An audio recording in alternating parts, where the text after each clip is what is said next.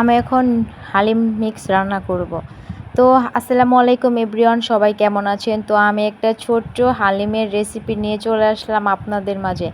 তো আমরা সবাই বাসায় বসে আছি, বোনেরা মিলে ভাবতেছিলাম আজকে হালিম রান্না করব। তারপর হালিম রান্না করার জন্য কিছু গরুর মাংস কষানো হচ্ছে, তো এগুলা দিয়ে রান্না করব। তো এগুলোতে মশলা টশলা সব কিছু দিয়ে নাড়াচাড়া করে রেডি করতেছি। রেডি করতে করতে ওই দিক দিয়ে আবার গ্যাসের চুলার আঁচটা একটু কমিয়ে দিছি, তো কমিয়ে দিয়ে রান্নাবান্না ভালোই করতেছি। তো এটা প্রায় হয়ে গেছে। তারপর এটা পাতিলে দিয়ে দিছি, কারণ নিচে হালিম মিক্সগুলা রান্না করা হয়েছে। তো এগুলো সবাই আমরা একসাথে মিলে মিশে খাবো, খুবই মজা হবে। তো আপনারা কে কে হালিম খাবেন অবশ্যই চলে আসবেন।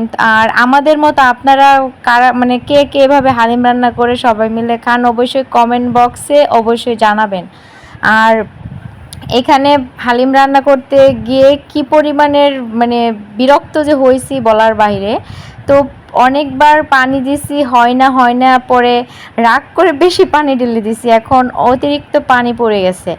তো লাস্ট অবধি খুবই ভালো লাগছে, খুবই মজা লাগছে। তো আমার হালিম রান্না হয়ে গেছে, তো এখন খাবো আর কিছু